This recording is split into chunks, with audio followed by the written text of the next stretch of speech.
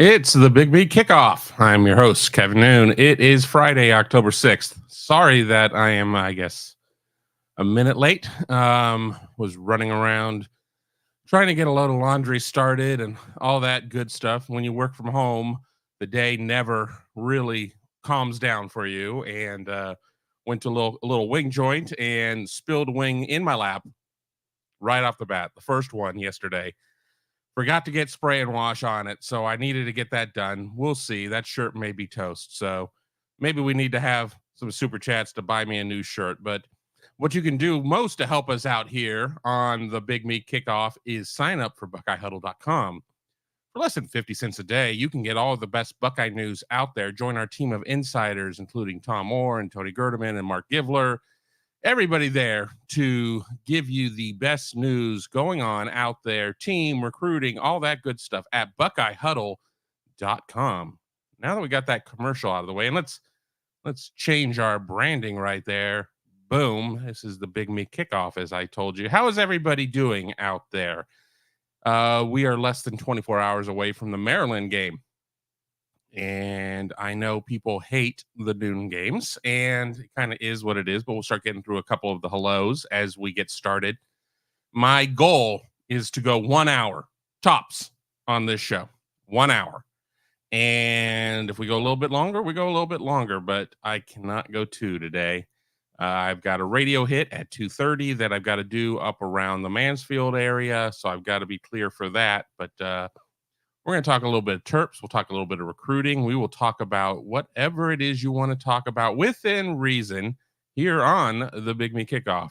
Florida Buckeye saying hello to everybody with a big OH. Last Wing Butterfly has the IO following that up. They were here before I was able to get the show launched as I was running downstairs frantically trying to start the washing machine. Last Wing saying hello here as well. Jordan Kapler, our resident malcontent, saying, go live, you coward. I am. I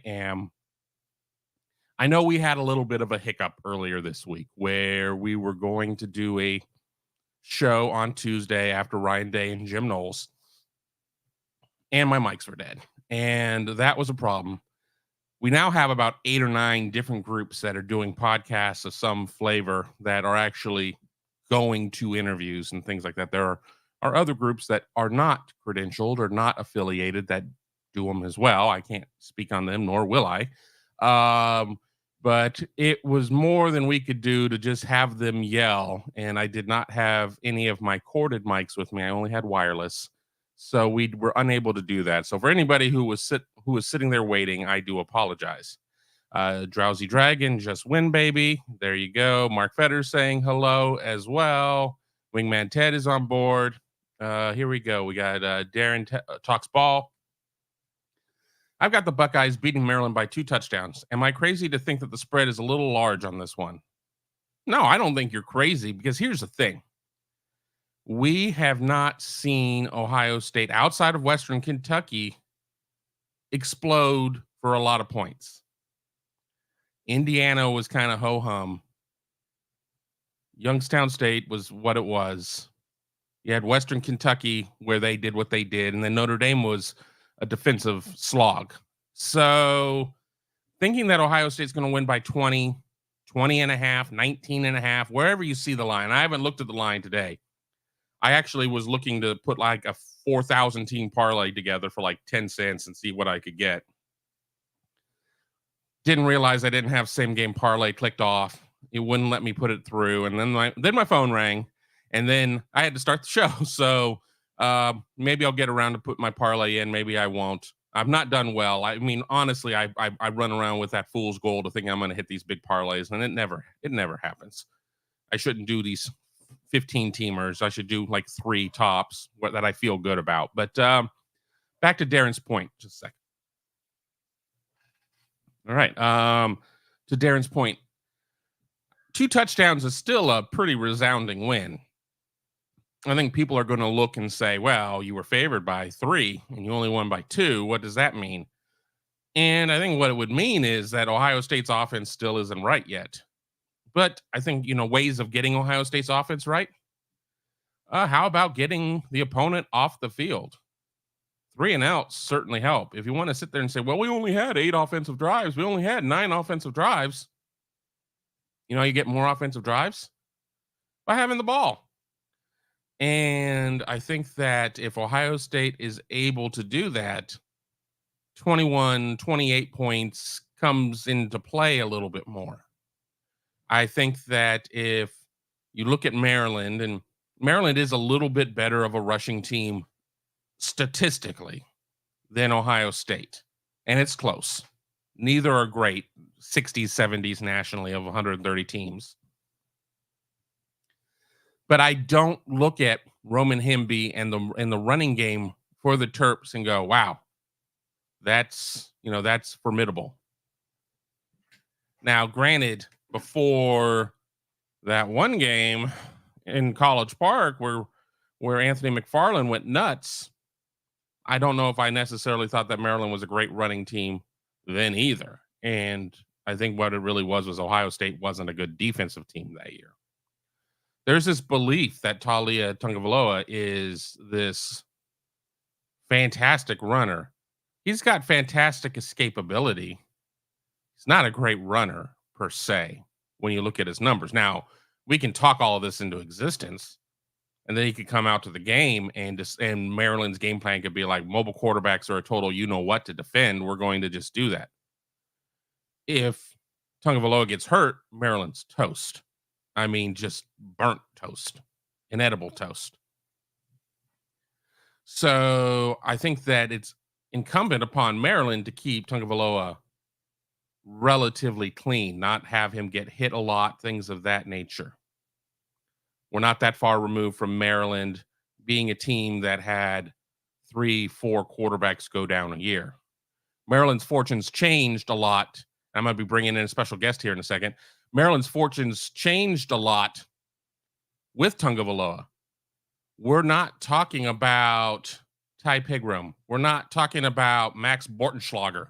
We're not talking about Joe McRandom. I mean, Tagovailoa is a known quantity. Tagovailoa is a very good quarterback.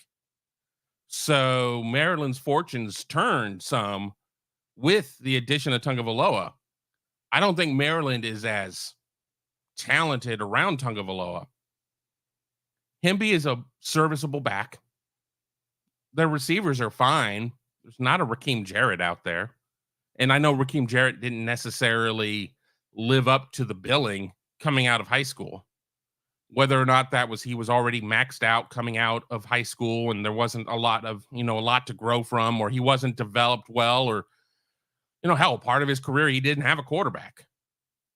So you have a decent group of receivers. I mean, they don't have a WR1. They don't have that. They have 6 guys with, I think, at least a dozen catches, one of them being a tight end. And that could be even more dangerous at points. I would rather have a Marvin Harrison Jr. than an ensemble cast. But you can't just sit there and say, well, we're going to lock Denzel Burke on their A guy, and then everything else will fall into place. No, they've got a lot of different guys out there. Ty Felton didn't have a touchdown on the season until Indiana, and then he had 3. So that creates some danger. But we'll get back into talking about the Maryland game here a little bit later. But I know Mika's going to be excited by this, and others are, because we always do these shows, and I get asked recruiting questions, and I try to answer them, and I defer to the one, the only, Mark Givler, who joins us now. And with that, we can sit there and maybe take some recruiting questions, talk about the weekend that's coming up with visits. Mark, thank you for joining us here on the Big Me Kickoff. Joining you from the dungeon, I got one of my 2 lights out. So I got like half light and half not light. So there you go. I am switching my speakers so I can hear you in my ears and not through my computer, but everybody else can hear you. Yeah, I know. I have times where lights go in and out. While we were doing our post-game show from Notre Dame, one of our lights went out because Notre Dame and its antiquated policies were like no live shots anywhere from inside the stadium. If you want to do a live shot, you have to do it from outside the stadium. And think we were still on the air at 2 in the morning, and it wasn't very well lit. So lighting is key. We talk a lot of things there. Wingman Ted says hello. Mark Fetters, who is a big fan of the show, big fan of the name, big fan of the spelling, if you will. And I think that that's important as well. Of course, Mark Pope likes the other spelling, I'm sure. But let's get started as we get some questions maybe piped in on recruiting. And we look at Ohio State's class. The hay is largely in the barn, but it's not done yet. Where does Ohio State really need to emphasize its efforts here as it fills in its last couple of spots? Yeah, I mean, it's still about the lines, offensive, defensive line. Certainly, they're looking for at least one more defensive back, like to add a fourth receiver. But I almost think some of those things are not that they're not being prioritized, but they're not as important maybe as if Brian Hartline gets a fourth really good receiver, is that going to be as important as getting Jordan Seatan or getting a difference maker along the defensive line? No.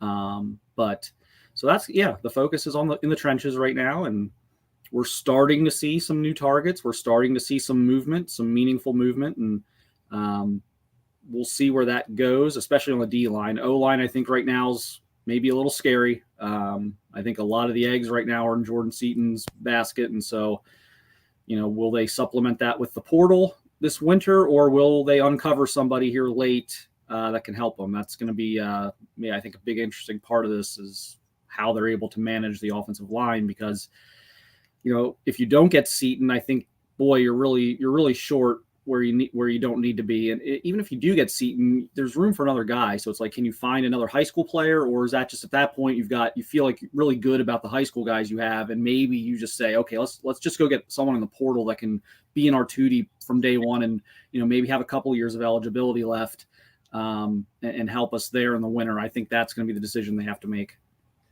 You talk offensive line, but they've made some moves on the defensive line in terms of looking there. There's the player up from Painesville, Ohio, that's committed to Washington, who's visiting this weekend. But Mika Hanna asks about the recruitment of Amaris Williams. Seems like we're recruiting all big defensive ends that could slide inside instead of true edge guys. But if you go back to Mark's Skull Session recruiting podcast that we talked about it yesterday, there could be a mass exodus on the interior line, necessitating the movement for getting more interior guys. But, with Amaris Williams, he's a big guy, but, he's somebody I could see playing outside as well. Yeah, I think they think he can. Is that, what I think is going to be interesting moving forward is how long is Larry Johnson here? And if he's not here long term, what does that front look like from not just like a numbers perspective of, are we going to see a lot more 3-man fronts or anything like that, but what type of bodies are going to be recruited for that front, because it may be a different philosophy.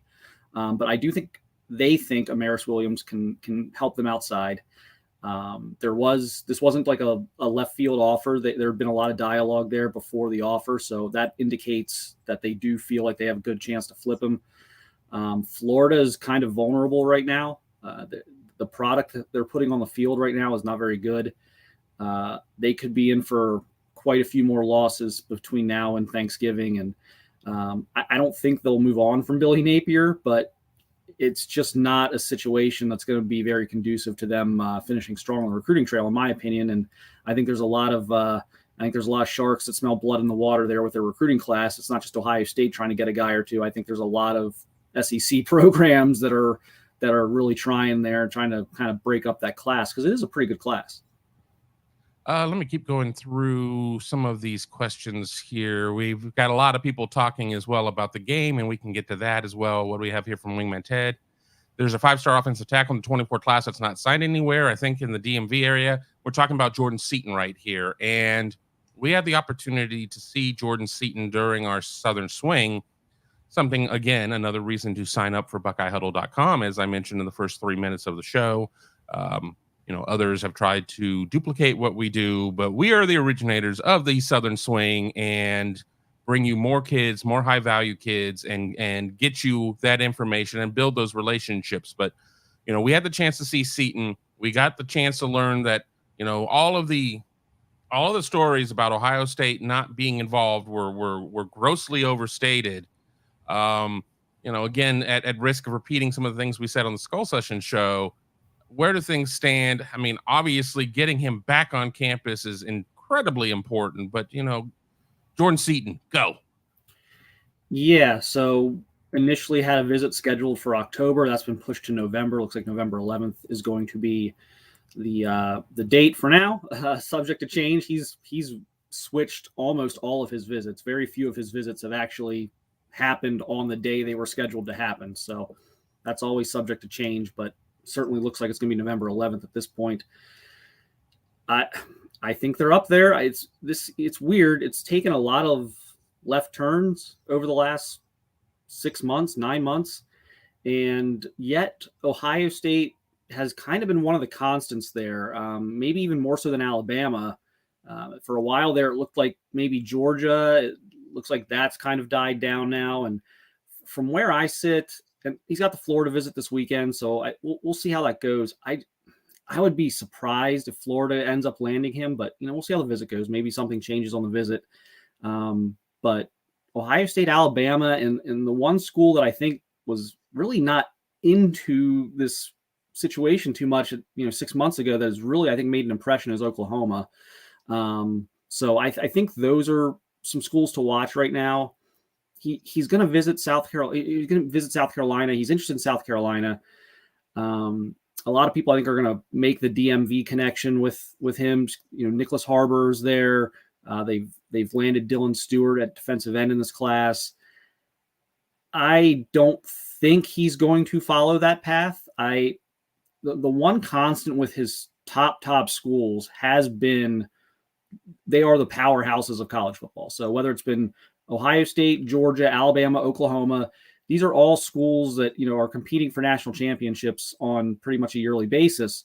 So I would be really surprised if he goes to South Carolina. So I think those are the three right now, knowing that, of course, what does happen if things flare back up with Georgia, or if, maybe someone like USC or something. But I think it's going to come down to one of those three.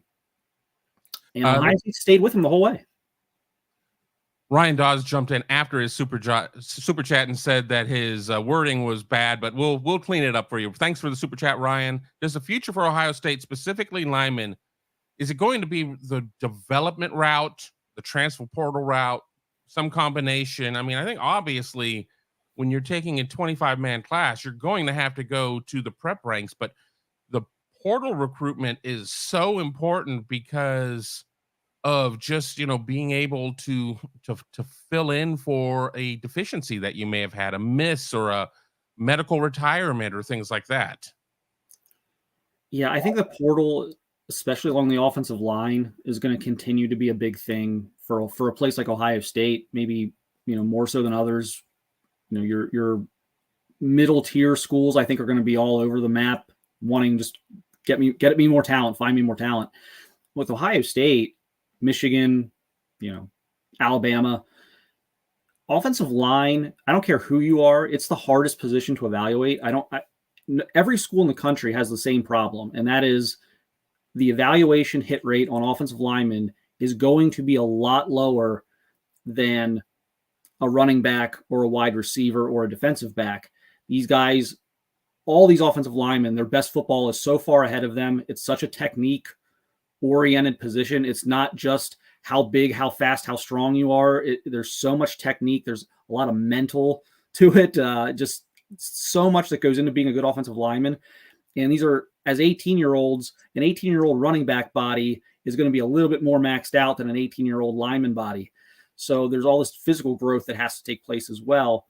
And so if you can limit your misses at the high school level, if you can offset those by watching a guy go somewhere else and perform for 2 years, and you're getting a guy with 2 years of eligibility left, that's a plug and play, that just eliminates so much risk with offensive linemen.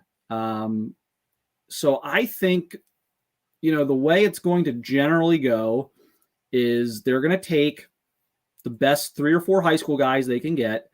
And I think most years, maybe not every year. There's going to be years you sign a really good high school class, and maybe you don't need to do this. But I think at least every other year, maybe they're going to take an offensive lineman. I think probably when we look back on it in 10 years, we're going to see that they took 10 offensive linemen out of the portal. Whether that was, one a year, or whether that was, they don't take one year and maybe they go two like they did this year. But I think almost every year we're going to see something like that. And I think we're going to see that out of a lot of the major programs, because again, why take a 3-star reach? You don't know if that's going to work out. And then it's always a tough conversation. If it doesn't work out, like, are you going to basically kick him out, or are you going to like nudge him out the door? You never want to actually do that.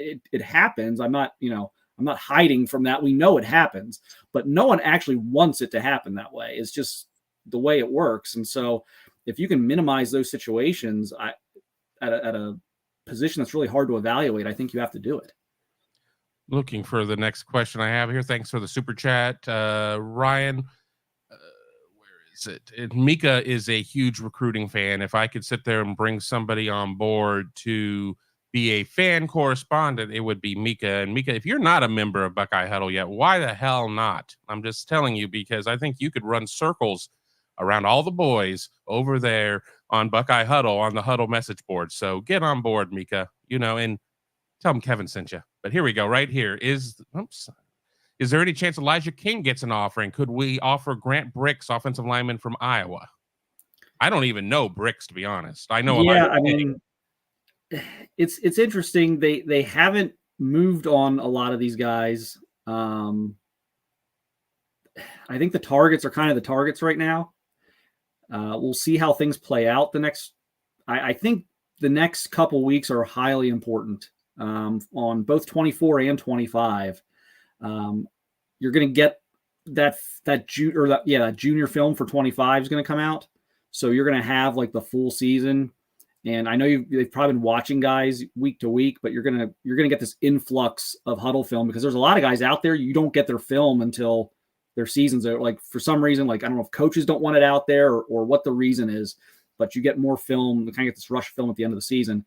And then, with 24, it's really Jordan. I think they're really going for it on Jordan Seatan. I think they're going to tell him that, look, we need one more guy, high school guy. We need tackles. Look at our depth chart. We have a left tackle right now who, we hope to develop, but has, maybe not played the best football among the 5 offensive linemen at this point.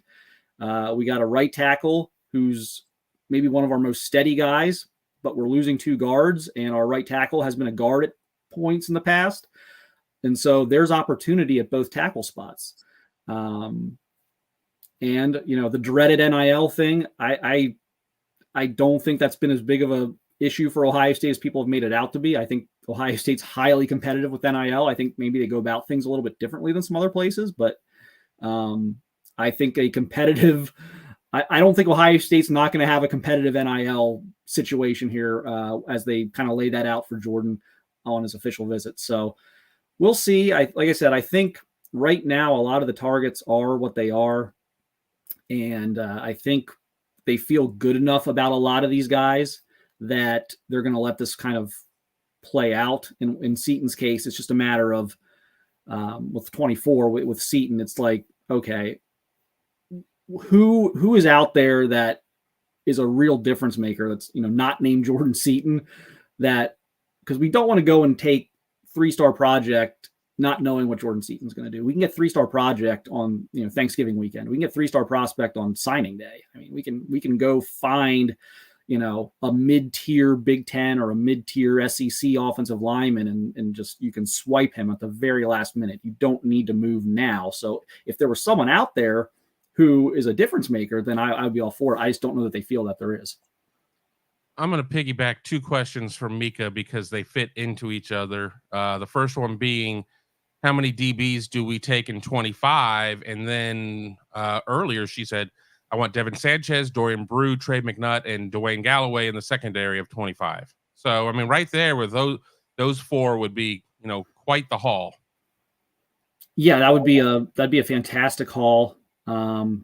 Devin's a pure corner, might be the best corner in the country. He's the best 2025 corner I've seen so far. I haven't seen all of them yet. That'll probably take until the spring or summer, but he's probably the best 2025 corner in the country I've seen. I think, God, Texas A&M on that list makes me a little like, and they've had some weird history at North Shore, some close calls, or in some cases some calls that never got close that maybe early on looked like they might be possibilities, and so I'm a little gun shy about North Shore prospects. But this kid's really serious about Ohio State. He's shown, I think, more genuine interest than some of the other guys we've talked about from North Shore in the past.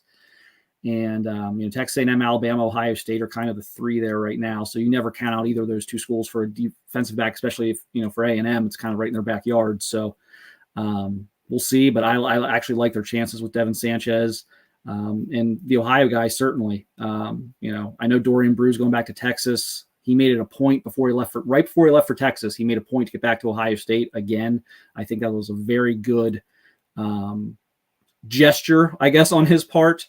Now, here's where talking about. I love talking about this stuff. So I'm not discouraging like dialogue on 25 or 26. But here's the part that gets difficult. What happens if they get Devin Sanchez like in the spring? How does that affect a Dorian Brew or a Trey McNutt or, a Dwayne Galloway? Some of these guys may look at certain situations as things develop and unfold and say, you know what? I've got offers from the 10 best programs in the country. Maybe I don't need to be in the same class as Devin Sanchez.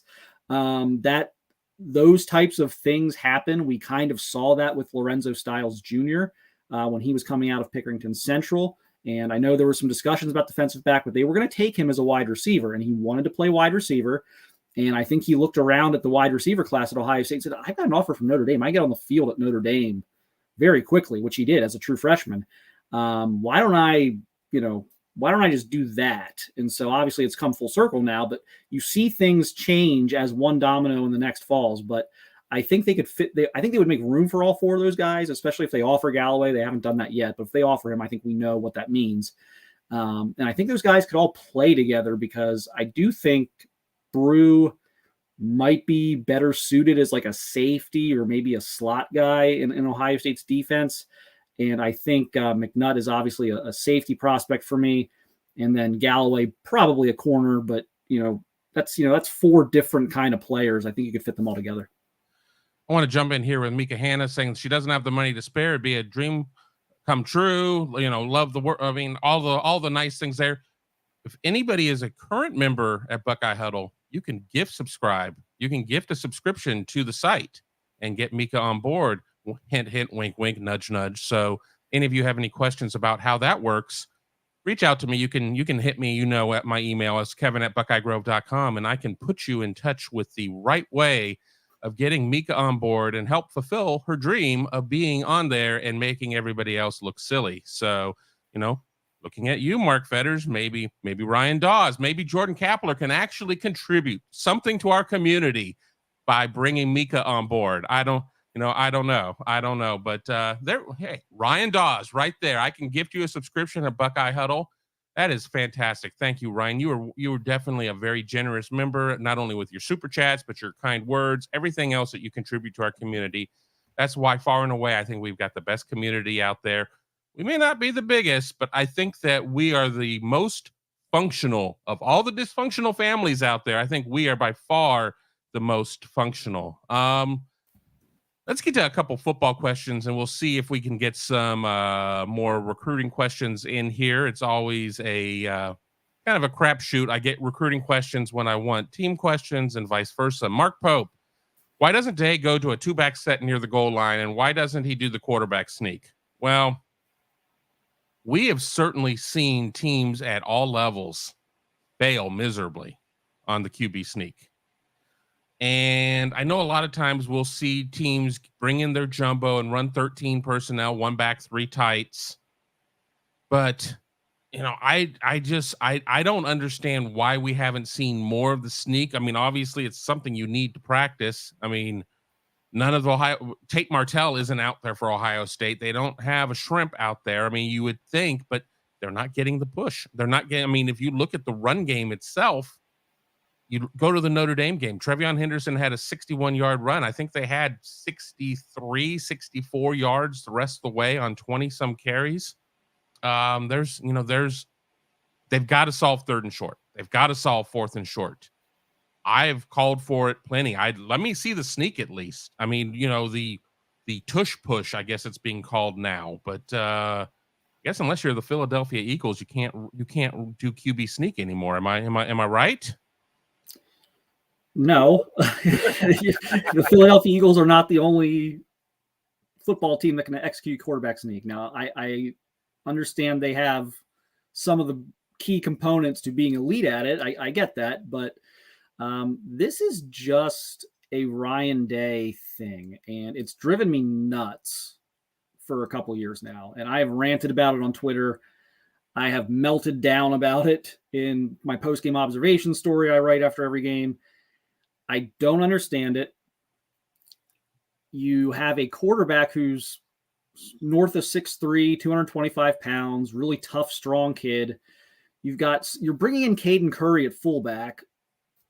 If you can't get like Chip Trainum and Caden Curry in the backfield, and even bring like Luke Montgomery in motion as like that, they have Montgomery in there as like the 6th offensive lineman. You can bring him in motion. You can get Curry up there. You can get Chip in the back and just push your 225-pound quarterback 2 feet. It's mind-blowing to me. I don't understand it. But it's clearly a philosophical thing at this point because he didn't do it with Stroud. He didn't really, I don't remember him doing it with Haskins when he was the OC. I don't even like Meyer didn't really get under center in short yardage. Now he ran QB power, which I like in short yardage more than a jet sweep, but there's so much that can go wrong even out of the shotgun or the pistol in those situations. I don't know why you risk it. And again, it's not, the arguments against it are so silly. Well, it doesn't work every time. Well, no, it's not 100%. It's only 90%. Whereas everything else you're trying is at 40%. This is a math equation. This is a no-brainer. Don't do it on a long yard. Don't, 4th and less than a yard. So if you're a yard and a quarter, don't do it. That's too much, but get inside a yard, or if you're 3rd and 1, do it twice, which is what they should have done against Notre Dame at the goal line. They're right on the 1 yard line. If you run back-to-back quarterback sneaks, you are getting in the end zone on those 2 QB sneaks. Like there's the mathematical chance of you not getting in the end zone there was like probably maybe single digits. I mean, you had basically 2 90% chances to score a touchdown there. So I don't get it. I really don't. And I think someone just tried to get me riled up by posting that because they knew it was a sore spot. Well, and I go back to the Notre Dame game, and Ohio State stopped a 4th and inches, and I don't remember who it was that leapt over the right over the center. Tommy. Yeah, it was Tommy, and it kicked Hartman to go outside around the left end, and 6 and 7 were both there, and and they were able to shut that down. So I mean, it's certainly something that we're seeing have less and less success. But Ohio State just seems, unless Ohio State is running it 50 times a week in practice and converting 0 for 50, I don't know what this aversion is to it. Yeah, it's shocking. But like even like the Hartman thing, and I don't know if this was planned this way or if Hartman just kind of panicked. When they showed like the back video from the back of the Notre Dame formation, he never made a real attempt to go forward and push the pile. It was almost like he was planning. It was almost like a fake out. He like jab stepped toward the middle, pulled it around, which you absolutely do not do, and which was actually an amazing play by Sonny Styles there, really. I mean, in theory, that could have worked, but you don't do that. And quite frankly, if you're getting low enough, if you're putting your head down, Tommy can't stop you. If you get lower than your offensive line, which shouldn't be hard because your offensive line are all 6'3 plus, if you can get down below your offensive line level, that guy coming over the top has no leverage to stop you. The only way he can stop you is basically if he hits you right in the mouth, if he hits you straight on. If he comes over the top of you, he cannot possibly gain enough leverage to pull you back. I mean, there isn't a power lifter in the world that's going to stop that. So I just thought either that was a play design that was poorly thought out, or Hartman panicked. But they didn't, you can't like dance around it, or you can't, half-ass it. You have to, if you're going to do it, you have to do it. Got another recruited question here from Isaac McIntyre. What do you guys think are the worst, best, and most realistic cases for how Ohio State finishes the 24 class? Now, obviously that's going to be throwing a lot of names out there. I mean, obviously the worst case scenario is that they kind of whiff on like everything. So I think that, if we're talking about, absolute worst, everybody decommits, they fold the program. I mean, that's the worst. Best is they get everybody. So, I think that we can kind of find a mid ground between realistic and best. Obviously getting Seatan would be in the best case scenario. I don't know where that fits in your most realistic scenario, but there certainly are some names at other positions as well. You talk about the fourth receiver, you got the kid out of Aquinas, Robinson, I think is his last name. Chance Robinson. Yeah, he could be something there. I guess again, in the best case scenario, you somehow flip JoJo Trader, but where do you kind of see this? Yeah, let me do like a semi-realistic best case. So like nothing just like flipping JoJo Trader, for example, would be a miracle, I think. But some things that maybe aren't better than 50% chance of happening, but could happen. You get Seatan, you get Chance Robinson, you flip Marquise Lightfoot, you flip the Williams kid from Florida, and you flip Dominic Kirks from Washington. I really like Dominic Kirks. I'm just getting this out there right now because they haven't even offered him yet. I want this out there before they've offered him. I've been talking about Dominic Kirks for probably 8-10 months now, since the spring. And I've said all summer they should offer Dominic Kirks because, first of all, they need the bodies. And second of all, he's really good. He's not going to be your late 3-star Ohio gift reach. So if they could do all of that, isn't that an unbelievable finish? You've got your edge, you've got depth and talent along the defensive line. You've got another stud tackle in this class. The Armstrong twins have had great senior years. So I think stock up on your offensive line. Huge stock up on your offensive line at that point, because Seaton's a stud, Moore's a stud.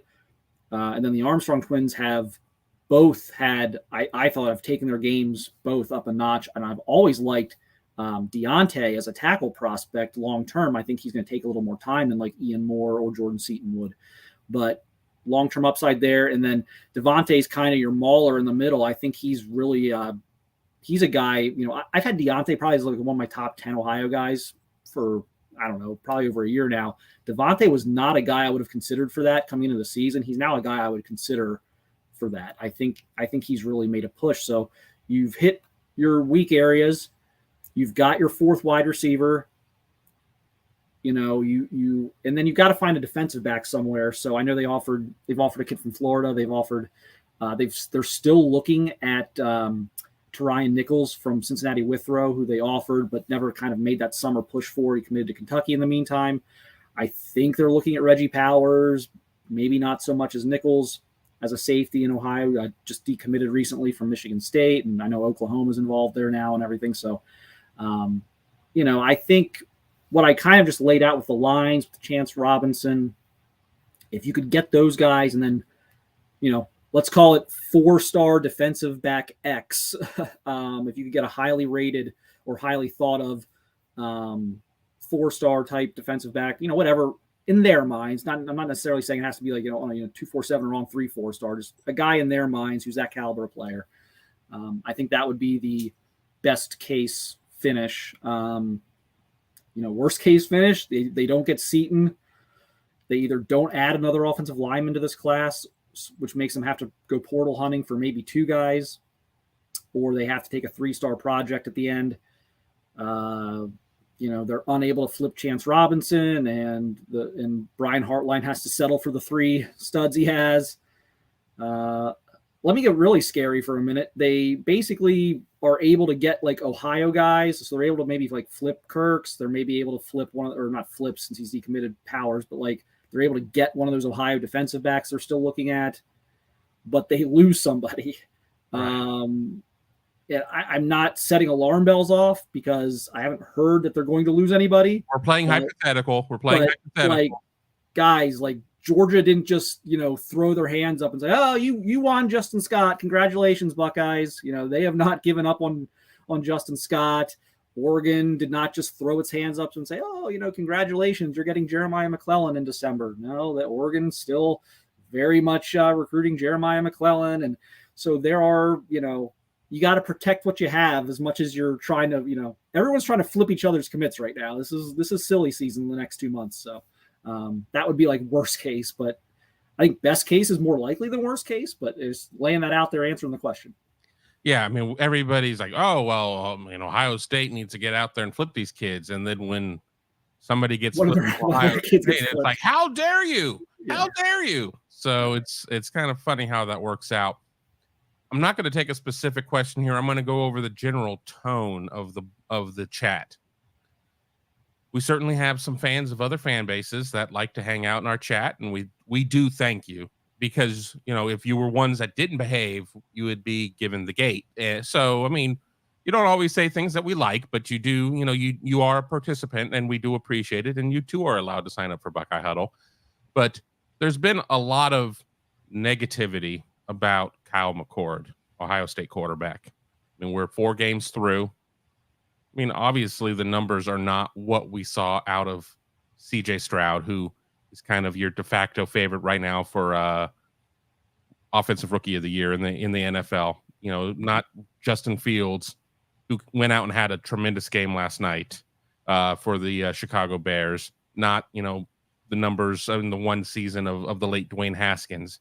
What is your overall view of where the McCord campaign has gone so far, and what are your expectations here now that you're coming out of the open week? He tasted some real success on that final drive. Was he perfect? No. Was it the JT Barrett drive to end the Penn State game in Ohio Stadium where he hit Marcus Baugh for the game-winning touchdown? No. But he is making progress. But where do you see him? Yeah, I think I cautioned people from before the season started that no matter who was the starter, and we assumed it was going to be McCord, and we felt it was going to be McCord kind of the whole way, just made the most sense. But if the bar is like CJ Stroud, like peak CJ Stroud right out of the gates, then you've set yourself up for some level of disappointment. No one in the history of the Ohio State program has thrown the ball as well as CJ Stroud throws a football. That's just a fact. And it's going to bear itself out here the next 10 years in the NFL. Justin Fields is the most dynamic, tough to defend quarterback they've ever had. I know Terrell Pryor will get some votes. Terrell would cut off his left arm to be able to throw the ball as well as Justin Fields throws a football. So they've just had, in my opinion, the 2 best quarterbacks in the history of the program. So there's got to be some patience here. Look, CJ had some growing pains. Justin, not as many, was probably the most insulated in terms of experience around him, and also was the most insulated in terms of September schedule. They didn't play anybody in September his first year. So he didn't have to navigate Oregon or Notre Dame in his first couple of starts. That just didn't have to happen for him. He's playing Florida Atlantic. So a certain level of patience is needed here. And I'll throw this out. I like how Day handled things from like Youngstown State until now. I didn't agree with how he handled fall camp. I thought he waited too long. At some point during fall camp, and I thought maybe like 2 weeks out, you have to give someone the starters reps. Like you have to start going with somebody, or you're holding both guys back at that point. And so I thought the way the end of fall camp was handled, and then the way that opener was handled, where you you didn't let McCord go back out there after he made a mistake, but then you didn't let Devin Brown run the offense when you brought him in. Like, what did that accomplish? And then we didn't see Devin Brown again. So I think that has slowed things. I think that maybe took an extra week or two because of all of that for Kyle to really start to settle in. That being said, I think he's played much better than his critics think he has. Has he been perfect? No. Has he been one of the most efficient quarterbacks in the country? Yes, he has. He's been one of the most, I think what was he, like top 5, or he's definitely in the top 10. I think I saw him, in the top 5. I don't know if that Notre Dame game took him out of that or not, but he's around there. Yeah. Yeah. So he is, if you would have told me before the season that Kyle McCord's going to be your starter, he's not turning the ball over, he's one of the most efficient quarterbacks in the country, and he's going to lead a comeback drive against Notre Dame where he had to make like 3 or 4. And yes, he missed Trey Henderson. I get it, but he had to make 3 or 4 NFL throws on that drive, and he made them. I don't know why you wouldn't have signed up for that. They're going to have to win games a little differently this year. This is going to be maybe more of a Jim Tressel type of team, and not like not like Craig Krenzel Jim Tressel, but like the Jim Tressel teams that, like maybe like a Troy Smith Jim Tressel team where the offense was efficient, highly productive, but maybe wasn't quite as dynamic as when you have like Justin Fields, Garrett Wilson, Chris Olave, and in an offensive line with NFL players on it. Because I don't know that this offensive line has maybe Josh Fryer, and I'm not going to sit here and say like Carson Hinsman can't develop into someone who has an NFL career. But I don't look at this offensive line and say, oh, yeah, that guy is going to be a starter in the NFL. And that's just the reality. So I think, that there needs to be some level of patience here. And he is, I think, improving. I don't think we're seeing, drops in his development. So, we'll see. I like what I've seen so far. I don't, again, I'm not putting him with Fields or, Stroud. And I think if the defense continues to play well, as McCord continues to improve, that they'll be right there at the end of the season. Mika, we'll get to your question here in a second, back to recruiting, which is, really what we're here to talk about. But, we talk about everything here on the Big Me Kickoff as we are in our final quarter hour. A lot of people are talking about Stroud's legacy at Ohio State. And people are going to remember that Ohio State did not beat Michigan in the 2 years that he was the starter. He did not, he was not able to captain them there. But somebody brought up a very good point about, the defense really didn't do Ohio State any favors. But I also think that maybe the play calling got a little bit tight as well. I think there were a lot of factors that went into those games. And I don't think that you can sit there and say that what happened in 21 is a carbon copy of what happened in 22. Each of them had their own scenarios. In 22, Ohio State just stopped scoring in the second half. Ohio State was not able to put up 7s, and while leading at halftime, I don't think anybody in that building believed that those were going to be enough points to win the game, and that proved to be the case. Whereas in 21, I'm not going to buy into the snow caused all the issues, but Ohio State just got its nose bloodied and just didn't have a counterpunch. Yeah. And I know people are asked about where I got the efficiency numbers. McCord is 6th in the country in QBR right now. And I know there's probably metrics where he's not top 10 or not, there's metrics where he's higher than others. I get that, but he's 6th in QBR right now. And I believe he was 4th or 5th before the Notre Dame game. I know his efficiency rating probably went, I thought he played well against Notre Dame, but I think it went down a little bit. The completion percentage wasn't particularly great against Notre Dame. But I think, the efficiency in terms of not turning the ball over, things like that have kept him pretty high in some of the metrics, and others, again, maybe they're not quite as high. But again, I think this is a team that's got to win with a little more defense this year and a little more toughness this year. And so far they've done enough. I still have a little bit of concern about the defense. I want to see them against Penn State. Even I think this Maryland game could be interesting. I like Roman Hemby. I think I like Roman Hemby more than you do, Kevin. I think Roman Hemby's a pretty good back. I mean, he's only a sophomore, but it'll be interesting. It'll be interesting to see the progression, and there's going to be bad games. I kind of say this every year. I think most people get it. I think some people get frustrated by it, but like you play 12 games regular season, you're going to have 2 or 3 games where you play like out of your mind's good. And you're going to have 2 or 3 games where you play like crap. And you have to time those correctly so that the games you play like crap are against the right opponents and the games you play great against the right opponents. And then kind of like those middle 8 are really kind of what you are. And so I think we're still trying to figure out what's this team's A game, what's this team's D game, and what actually is this team from a week-to-week basis. Yeah, and I'm not anti-Roman Himby. I mean, but he's Penny Boone. He's, I go through all of these running backs that I've seen at Maryland, and again, Anthony McFarland is going to cause nightmares for a lot of people out there just based on what he was able to do in a small sample size. But it kind of is what it is. But we can transition nicely into Mika's question about who do you think we land at running back in 25. Another thing, Mika, I highly recommend checking out the Skull Session Recruiting podcast that we put up last evening, I believe it was. We answered a lot of these questions, but since you're here now, we will obviously answer it as well.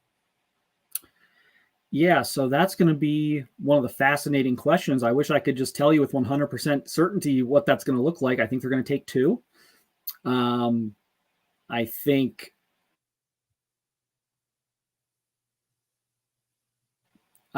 if I had to put my money behind one of the Ohio kids, I would put it on Bo Jackson. And then it's just kind of we talked about this earlier with some of the other guys. With I think your defensive backs question actually is when we talked about it. What happens when someone blinks first? So whether that's Bo Jackson committing to Ohio State, whether that's Ohio State pulling an out-of-state guy, a Dominic Blaylock, a Jordan Davison, pulling out, how does that influence every other kid's thinking? Because right now they are in on probably 6 or 7 of the very best running backs in the country. In 2025, unlike some other recent classes, 2025 might be the best running back class I've seen in a while nationally. Like I was at the Under Armour Future 50, and there were like 3-4 kids there that Ohio State's not even recruiting. They're all going to like LSU or Alabama. Like you're not getting them up here, but like those guys were amazing. And then you've got the guys Ohio State's recruiting, like Jordan Davison's fantastic. Dom Blaylock's fantastic. I love the Ohio kids. I especially love Bo Jackson. There's a kid locally, Kentrell Reinhardt, who's visiting this weekend, who's really good, who I think most years would probably be more in the discussion for an offer, and it might be tough sledding for him this year. But like both locally and nationally, this running back class is amazing. It would just be so disappointing, like if they didn't land 2 really good ones. I think Byron Lewis probably stays in the South, probably stays in Florida would be my guess. So I think maybe Ohio kid, and then you've got Jordan Davison. You're battling Alabama and Texas there, so that's going to be fierce. But I had someone close to Davison kind of tell me, and I asked them to kind of double down recently, and they said they still felt it was this way. They felt Ohio State was the favorite for Davison. So the way things stand today, I'll go Davison and like Bo Jackson would be my best guesses, but that probably will change as things unfold. I'll believe Ohio State gets a modern day kid when Ohio State gets a modern day kid. That's why I'm like a little gun shy about that and getting too optimistic about that information. And it's a great source, but it's like we've seen this movie before at modern day, and so. But I think the one thing with Davison is that he's not staying in state unless this is a total smokescreen. I've been told like point blank he is leaving the state. And when you look and who is presumed top 3 are with Alabama, Texas, and Ohio State, that certainly lines up with that. So when you take USC out of it for a modern day kid, that's a huge development. That's a huge leg up. And then when you further that and you take Oregon out of it, it's almost like, well, if he's not going to USC and he's not going to Oregon, he could go anywhere at that point. If you're like a modern day kid or a Bosco kid or whatever, like if you're not going to USC and you're probably not going to Oregon, could go anywhere. Could go to Clemson. We've seen those kids go all over the country once we know that USC is not going to be the destination. Yeah, Ohio State was going to get Richard Young until it wasn't going to get Richard Young. I mean, so stay tuned. A lot happens, and we certainly try to shape the board. Okay, this is what we feel like the board looks like. And one year I'm really going to sit there and like 12 months out, I'm going to like screenshot the board of what we think it is and then look at it at the end of the cycle, because players emerge, players fall off. I mean, just all sorts of crazy things happen there. So, and one more thing to remember as well, Mika, is that Ohio State's bringing 3 backs in 24. Whether or not you identify Sam Williams-Dixon as a back or as an athlete, it'll be really, I'm really curious to see what's going to happen. How many? I mean, if there's a year to take 3, I think it's 25, just based on Ohio State's popularity amongst this group of athletes. I mean, I would take 3, but they've done it this year, so it's like, how can you do that? I don't know how they can actually pull that off. And yes, I do this all the time. It's the almost 20 years of covering recruiting brain, where my Rolodex in my head has 8,000 different names in it, and a lot of them have overlapping things, like same last names. Tory Blaylock. Dominic Blaylock was Mookie's kid, came out of Georgia a couple of years ago, went to Georgia Tech. So yes, Tory Blaylock. I will 1,000% mix up Herb Street's kid's name all the time. So I think I've called Zach Chase and Chase Zach, and so yes, you'll have to forgive me when I do that. When you've covered tens of thousands probably of prospects, like in your head, like yes, I often fire off a wrong first name. I want to wrap up with one more question. Obviously, if we get any super chats, you can keep us on the air longer. So I want to thank everybody for being part of the show. I want to thank Mark for joining us here as a special guest to talk recruiting. And Ryan Dawes asking about Mark Nave. Does he end up at Michigan? I mean, obviously at Toledo Central Catholic, I mean, that's kind of the DMZ between Ohio State and Michigan. I mean, obviously Michigan, I think, has put more of an emphasis on recruiting Ohio. I mean, they've gone into St. Ed's and got the Armstrong twins as teammate there. I don't know if I see anything there. I mean, has there been any movement on Michigan kicking the tires there, or is it still too soon? Because we're only hours removed from his decommitment largely. Yeah, I mean, I think there's a few things go into this. Like, is Michigan wanting to like score some type of points by doing that, or is there real interest? I think that's kind of yet to be. I can't think that story's kind of yet to be told. I tend to think he's going to end up at more of like a mid-tier Big Ten school. That's my prediction. Until the last few weeks, I probably would have said like a place like Michigan State would be like a good landing spot for him. But we know what a mess that is right now. So I tend to think maybe a level down from that when the dust settles. But we'll see. All it takes is one team to, like Michigan. Like I said, when I say like the NFL draft, 31 teams could have a kid as a third rounder. If one team thinks he's one of the top 10 players in the draft, he's going to pick in the first round. So we'll see how that goes. But I would tend to think more like a mid-tier Big Ten. Well, there you go. So I think we've hit a nice smattering of recruiting questions, team questions, as we are 22 hours away from kickoff for Maryland. So everybody out there, make sure that you subscribe to our channel here at youtube.com/Buckeye Huddle. Hit that bell and be sure to join us after the game for our post-game huddle. We will have Mark Givler and Devin Radcliffe kicking it off. They will take us with analysis, lead us into Ryan Day post-game. We'll have some player post-game. And then they will carry the show until I can get the cameras turned around for Tom and Tony Gerdeman, and then they will take you for the next hour plus. Listener questions, everything else there. The best post-game show on the entire internet, in my opinion, and of many others. So join us for post-game huddle. Mark, any closing comments as we get off the air here? I'm just, let us know kind of as we get off here. You still can throw some things in the comments. I'm curious. We're about to post our Maryland score predictions. We'll have the thread on the board. For those of you who are on the board, we have a pick'em contest every week. So go ahead and if you're on the board, throw it in the thread when I get it up here in the next hour. But if not, just kind of throw in the comments what your score predictions are. I think that 19.5, 20, whatever the line is right now, I think that's a little steep. I'm looking at more of like a 10 to 14 point win, but we'll see. I'll reveal, I guess, my full score here within the next hour, but just kind of curious where everyone's at on that, and either share it here in the comments section or go on the board when my thread's up here in about an hour. My score is out there somewhere. You'll have to go and find it at this point. But I did say on our board that I do think Maryland scores 17. Do I have Ohio State scoring 18 or more? Yes, I do.